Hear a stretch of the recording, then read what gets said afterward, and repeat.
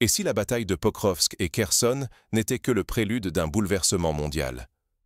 Depuis plusieurs semaines, l'offensive russe s'intensifie sur différents fronts. Moscou avance méthodiquement, encerclant Pokrovsk, franchissant des lignes stratégiques près de Kherson. La ligne de front se resserre, permettant aux troupes de lancer des frappes plus précises contre les arrières ukrainiens. Pour bien saisir la gravité de la situation, il faut comprendre ce que représente Pokrovsk. Ce n'est pas seulement une ville, mais un carrefour stratégique qui contrôle l'accès à l'ouest du Donbass. Historiquement, lors de la Seconde Guerre mondiale, des localités de ce genre ont souvent décidé du sort de campagnes entières. Par exemple, la bataille de Stalingrad a prouvé qu'un point de passage pouvait devenir l'épicentre d'un renversement total du front. Pour les Ukrainiens, la situation devient critique. Les commandants voient leurs dernières unités de réserve s'épuiser, tandis que les difficultés logistiques s'accumulent. La seule route vers Pokrovsk est pilonnée sans relâche. Débordées, les forces ukrainiennes se replient, perdent du terrain et font face à une vague de pertes et de prisonniers qui ébranle la cohésion de la défense. Prenons un exemple concret pour illustrer cette tension. Dans la ville de Novopavlovka, on a vu des groupes entiers d'unités ukrainiennes forcés d'abandonner leur position après des jours de bombardements continus. La situation rappelle la retraite de Dunkerque en 1940, où la cohésion des forces alliées avait volé en éclats sous la pression allemande, provoquant une évacuation de masse. Mais la crise ne s'arrête pas là. L'Occident montre les premiers signes d'une intervention directe. Les États-Unis envisagent d'envoyer des missiles Tomahawk sur le sol ukrainien. Ce geste, loin d'être anodin, risquerait de faire basculer l'équilibre militaire et d'entraîner une réaction en chaîne imprévisible. Il est important de rappeler que l'introduction d'armes de haute technologie dans un contexte de guerre ouverte n'a jamais été neutre. Songeons à l'arrivée des missiles V2 allemands pendant la Seconde Guerre mondiale, qui a instantanément changé la nature des bombardements sur Londres en 1944. À chaque position conquise, à chaque pont détruit, c'est toute la sécurité européenne, voire internationale, qui vacille. L'escalade menace de transformer un conflit régional en choc global, menaçant l'économie, la stabilité politique et la paix sur plusieurs continents. Pourquoi chaque kilomètre gagné sur le terrain ukrainien pourrait-il déclencher une onde de choc à l'échelle mondiale? Pour le comprendre, revenons sur les enjeux et la situation actuelle. Derrière chaque manœuvre militaire, des décisions stratégiques se jouent dans l'ombre. Examinons comment la dynamique sur le terrain façonne l'équilibre global. Depuis plusieurs semaines, le front ukrainien se transforme en un échiquier trouble et mouvant. Chaque jour, les lignes se déplacent, emportant avec elles des milliers de destins. Mais un élément domine, la rapidité et la précision des opérations russes, qui redessinent brutalement la carte du conflit. Les forces russes avancent méthodiquement sur plusieurs axes majeurs. L'étau se resserre autour de Pokrovsk, tandis qu'une percée organisée s'annonce vers Kherson. Au nord, la pression s'accentue sur Kupiansk et Severodonetsk. À l'ouest, Krasnoarméïsk et la région de Zaporijia voient aussi l'offensive s'accélérer. À chaque point de rupture, la défense ukrainienne vacille, étouffée par une stratégie visant à multiplier les menaces. Imaginons une scène. Au cœur de Krasnoarméïsk, les habitants fuient alors que les combats de rue font rage, les familles cherchant désespérément à traverser les lignes pour rejoindre la relative sécurité de l'arrière. Cette réalité, vécue aujourd'hui, rappelle la bataille de Grozny dans les années 1990, où la population a été prise au piège des affrontements urbains. Sur le terrain, l'effondrement de certaines lignes ukrainiennes devient manifeste. De plus en plus de groupes de soldats ukrainiens sont capturés ou contraints à la reddition collective. Cette dynamique n'est pas uniquement symbolique. Elle épuise les ressources humaines et déstabilise la capacité de l'Ukraine à tenir ses positions. Prenons l'exemple du siège de Mariupol en 2022, où la reddition d'un grand nombre de combattants ukrainiens a marqué un tournant psychologique, affectant le moral de l'ensemble des troupes sur d'autres fronts.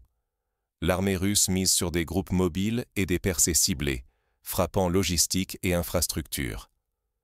Les arrières ukrainiens sont désorganisés, les dépôts détruits, les flux de munitions coupés. À chaque brèche, la résistance ukrainienne s'amenuise, faute de renforts ou de matériel suffisant. Pour saisir l'effet de cette guerre d'attrition, rappelons la stratégie du salami slicing employée par l'armée rouge pendant la bataille de Budapest en 1944. Avancer, isoler, briser la logistique, jusqu'à forcer la capitulation. Les rapports se multiplient sur la désorganisation de l'état-major ukrainien. La fatigue gagne les officiers, les rotations sont trop rares, les pertes matérielles s'alourdissent. Le moral, invisible mais vital, s'effrite à mesure que l'incertitude et la pression affaiblissent les lignes comme l'arrière. Cela évoque la situation de l'armée française sur la ligne Maginot en 1940. Bien équipée mais débordée, minée par le doute, incapable de réagir face à des percées inattendues. Chaque perte de terrain ne signifie pas seulement une localité tombée aux mains adverses. Pour l'Ukraine, c'est à chaque fois une capacité de résistance qui s'évapore, des ressources perdues, une cohésion qui s'effrite. Désormais, même les analystes occidentaux les plus optimistes nuancent leurs prévisions, alertés par la dynamique inquiétante du front et les répercussions sur l'équilibre des forces. Mais ce qui se joue dépasse la seule géographie du Donbass ou les faubourgs de Kherson. Derrière le tumulte des combats, c'est l'ordre international lui-même qui est en jeu. À mesure que les réactions s'enchaînent, la crise militaire prend une dimension géopolitique, tissant une onde de choc qui pourrait bouleverser l'équilibre mondial. Pour comprendre cette escalade, il faut regarder au-delà du front. Car l'implication croissante des grandes puissances ne cesse d'alimenter de nouveaux foyers de tension. Quand la logistique militaire se fait bras de fer diplomatique, chaque livraison d'armes devient un message. À Washington, la tension monte. Doit-on muscler l'arsenal envoyé à Kiev ou repenser entièrement la stratégie face à Moscou? Les débats se cristallisent sur l'envoi éventuel de missiles Tomahawk et de systèmes Typhoon, deux armes capables de bouleverser l'équilibre sur le terrain. Mais cette escalade pose une question dangereuse. Qui gardera vraiment la main sur ces armes, une fois sur le sol ukrainien? Les stratèges américains redoutent de perdre le contrôle, surtout si les lignes de front s'effondrent ou si certains équipements tombent entre de mauvaises mains. Surtout, le spectre nucléaire s'invite à la table. Moscou met en garde, via ses officiels, que l'utilisation de certaines armes occidentales équivaudra à une implication directe de Washington. En franchissant ce seuil, le conflit régional pourrait se muer en crise internationale majeure. Revenons sur un précédent historique. En 1962, l'installation de missiles soviétiques à Cuba a fait trembler la planète. Un simple mouvement de navire, une mauvaise communication, et le monde a frôlé la catastrophe. Aujourd'hui, le moindre transfert d'armes sophistiquées en Ukraine pourrait reproduire un scénario similaire, où l'incertitude et la peur dominent chaque décision. La pression est maximale sur la Maison-Blanche. Certains faucons plaident pour une riposte musclée, affirmant qu'il faut sauver Kiev à tout prix, quitte à livrer des armes de plus en plus sophistiquées. D'autres, plus prudents, craignent que cela ne pousse la Russie à élargir le conflit, voire à menacer d'user de l'arme ultime. L'exécutif américain se retrouve ainsi face à un dilemme historique. Comment soutenir l'Ukraine sans déclencher une riposte ingérable? Ce débat rappelle la guerre de Corée au milieu du XXe siècle, où chaque escalade, comme l'entrée de la Chine dans le conflit, a surpris les stratèges américains, forçant un réajustement continu des objectifs et des moyens. Pendant que l'Europe retient son souffle, la Russie avance sur un autre front. En Amérique latine, Moscou multiplie les partenariats, notamment avec le Venezuela. Officiellement, il s'agit de coopération économique et technique, mais les observateurs y voient une manœuvre pour déplacer le centre de gravité géopolitique. En tissant des alliances à proximité des États-Unis, la Russie adresse un avertissement. La confrontation pourrait s'étendre bien au-delà du Donbass. Dans cette atmosphère tendue, la frontière entre guerre régionale et affrontement direct entre puissances devient dangereusement floue. Une seule erreur, une frappe mal interprétée ou une provocation isolée suffirait à faire basculer l'affrontement dans une nouvelle dimension. La stabilité mondiale, la sécurité européenne et la paix globale se jouent ici, suspendues à des décisions prises sous une pression extrême, à Washington comme à Moscou. Plus l'équilibre se fragilise, plus une question s'impose. Quelle marge de manœuvre reste-t-il pour éviter la catastrophe et garder un minimum de contrôle? Mais pendant que les grandes capitales s'agitent, la réalité du terrain, elle, ne laisse aucun répit aux soldats ukrainiens. Sur les lignes de front, chaque décision prise à des milliers de kilomètres peut changer le cours des combats et du destin du pays. Un vent glacial souffle à nouveau sur la planète.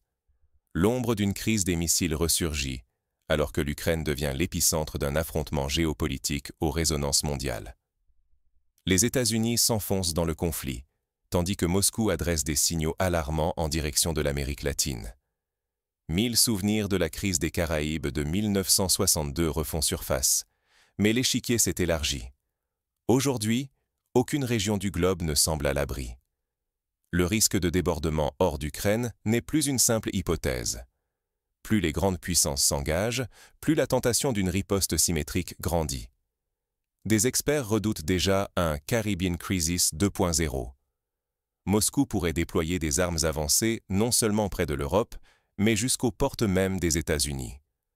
La Russie suggère qu'elle pourrait intensifier sa coopération militaire avec certains gouvernements d'Amérique latine en réaction au soutien occidental à Kiev. Ce ne sont pas des menaces en l'air. Une logique de rétorsion s'est installée. Chaque décision occidentale peut déclencher une contre-mesure russe à portée planétaire. L'installation de systèmes sophistiqués à Cuba, au Venezuela ou au Nicaragua ne relève plus du fantasme. Elle deviendrait la preuve tangible que la guerre en Ukraine a des effets globaux et que nul, même à des milliers de kilomètres du front, ne peut se croire hors d'atteinte. Cette escalade engendre un effet domino. L'incertitude ébranle l'économie mondiale. Instabilité sur les marchés énergétiques, ruée vers l'armement, tensions dans les forums internationaux et multiplication des zones à risque. Les alliances traditionnelles vacillent alors que de nouveaux acteurs avancent leurs pions, profitant de la confusion stratégique. L'ordre international, déjà fragilisé par les crises récentes, chancelle sous la montée des périls. Au cœur de cette nouvelle crise s'installe un danger sournois, la perte de confiance entre les puissances. Lorsque chaque État se sent menacé jusque chez lui, lorsque la diplomatie s'efface au profit de la démonstration de force, la planète glisse insidieusement d'une paix tendue vers un risque de guerre généralisée. Une simple erreur d'interprétation, un incident local, pourrait suffire à allumer la mèche d'une spirale incontrôlable.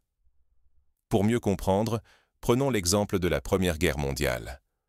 Ce sont des alliances rigides, un incident local, l'attentat de Sarajevo, et une série de décisions irréfléchies qui ont plongé le monde entier dans l'abîme. Personne n'imaginait alors que le meurtre d'un archiduc entraînerait 4 années de carnage. La paix mondiale, la stabilité économique, la sécurité collective, tout se joue désormais sur un fil, où chaque mouvement en Ukraine fait trembler jusqu'aux Amériques. Les enjeux dépassent largement la seule carte de l'Europe de l'Est. Ce qui se joue, c'est la capacité du système international à retenir la chute, avant le point de non-retour. Mais sur le terrain, la guerre ne fait que s'intensifier. Alors que les projecteurs se braquent sur les manœuvres diplomatiques, les combats redoublent de violence autour de Pokrovsk. La question centrale demeure: comment conjurer le pire sans succomber au fatalisme? La guerre s'étend, la menace d'une conflagration mondiale gagne en intensité. Désormais, chaque décision prise en Ukraine pèse bien au-delà des frontières, chaque geste militaire ou diplomatique pouvant faire basculer l'équilibre global. Dirigeants et stratèges sont confrontés à un dilemme: anticiper, peser chaque choix, car le moindre déplacement de troupes, la moindre sanction, pourrait déclencher une cascade d'événements incontrôlables. Le danger d'une réaction en chaîne n'a jamais été aussi réel. Refuser l'escalade, mais aussi l'abandon, telle est la ligne de crête. Il ne s'agit plus d'agir dans la précipitation ou sous la pression médiatique, mais de construire une vision claire, tenant compte à la fois de la sécurité, de la diplomatie et de la nécessité d'un discours responsable. Trouver le compromis n'est pas une marque de faiblesse, mais une exigence vitale pour éviter l'engrenage de la violence. La société civile ne doit pas rester passive. Partout en Europe et au-delà, l'opinion publique a le pouvoir de peser sur les choix stratégiques. S'informer, débattre sans se laisser entraîner dans la polarisation, exiger des dirigeants une clarté sans faille sur les buts de guerre. Voilà un levier démocratique crucial pour éviter les dérives brutales. Pour montrer la force de l'opinion publique, rappelons la mobilisation mondiale contre la guerre du Vietnam dans les années 60. Les manifestations à Paris, Londres ou New York ont fini par infléchir la politique américaine, prouvant qu'un sursaut citoyen peut peser sur le destin du monde. À l'heure où la désinformation circule plus vite que jamais, renforcer la résilience collective devient indispensable. Savoir décoder les discours, déjouer les manipulations, privilégier l'analyse sur l'émotion sont aujourd'hui des armes essentielles pour ne pas nourrir l'instabilité générale. Un exemple concret, lors de la pandémie de Covid-19, plusieurs mouvements citoyens se sont organisés pour lutter contre les fake news, contribuant à la diffusion de l'information fiable malgré la confusion ambiante. Ce type de mobilisation, appliqué à la crise actuelle, pourrait faire la différence. L'histoire l'a prouvé. Ignorer les leçons du passé, c'est exposer toute une génération au risque d'une crise qui pourrait très vite nous dépasser. Un seul dérapage, une étincelle, et c'est la possibilité d'un embrasement entre grandes puissances qui se profilent, par action directe ou par procuration. Reste une interrogation brûlante. Quelle voie emprunter pour éviter que l'Ukraine ne devienne le point de départ d'une nouvelle ère de chaos planétaire? Sur le terrain, les signaux d'alerte se multiplient, tandis que chaque acteur affine ses positions. Les prochains jours pourraient s'avérer décisifs pour l'avenir de la région, et bien au-delà. La prochaine décision ne sera pas prise uniquement par des généraux ou des diplomates. Elle nous appartient à tous, car chacun est concerné par le cours de cette guerre. Face à l'incertitude, plusieurs pistes d'action concrètes émergent. D'abord, exiger la transparence totale sur les livraisons d'armes et leur contrôle strict pour éviter les dérapages. Ensuite, soutenir les initiatives diplomatiques, même modestes, qui visent à rouvrir le dialogue entre Kiev et Moscou. Des ONG, des groupes parlementaires européens ou même des villes jumelées peuvent jouer un rôle d'intermédiaire. Ensuite, il s'agit de renforcer la coopération humanitaire, envoyer du matériel médical, soutenir les hôpitaux ukrainiens, organiser des accueils pour les réfugiés. Chaque geste de solidarité compte, comme lors de la crise des Balkans dans les années 90, où la mobilisation des sociétés civiles européennes a permis d'atténuer les souffrances des populations. Enfin, il est crucial de surveiller nos propres institutions, exiger de nos gouvernements une communication honnête, participer aux consultations publiques, interpeller les élus, signer des pétitions pour la paix. Cela rappelle l'esprit de la conférence d'Helsinki en 1975, où la société civile a pesé pour faire avancer le dialogue Est-Ouest. Rester passif face à l'escalade, c'est accepter que d'autres écrivent l'histoire à notre place. En Ukraine, il ne s'agit plus d'un conflit localisé, mais d'une fracture qui menace de s'étendre bien au-delà des frontières, redéfinissant la sécurité mondiale. Chaque avancée des troupes, chaque encerclement, ébranle les fondations de la stabilité européenne. La pression autour de Pokrovsk, la multiplication des offensives russes et la réponse hésitante des grandes puissances ajoutent à l'incertitude. Les États-Unis, l'Europe, la Russie, tous risquent, par erreur ou par surenchère, de précipiter la planète vers un point de non-retour. Notre vigilance face à la désinformation, notre choix de soutenir ou non, notre exigence de vérité, tout cela influe sur l'issue.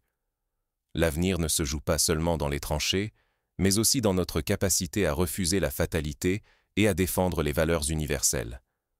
Ce qui se décide là-bas façonnera aussi notre quotidien ici. Rester spectateur, c'est risquer de sacrifier la paix au profit d'une logique de force. Les conséquences seraient incalculables pour l'économie, la sécurité et la stabilité de millions de vies. Agir, c'est protéger cet équilibre fragile dont dépend notre avenir à tous. Même le plus petit geste compte. L'histoire ne s'arrête jamais. Elle avance avec chaque choix, chaque silence, chaque engagement. La guerre en Ukraine et la façon dont nous y répondons collectivement seront un repère pour les générations à venir. C'est à vous de décider. Laissez le bruit des armes choisir à votre place ou prendre part, par vos actes, à la défense d'un ordre fondé sur le droit et la solidarité. Le futur chapitre s'écrira avec la lucidité et le courage que nous aurons su réunir.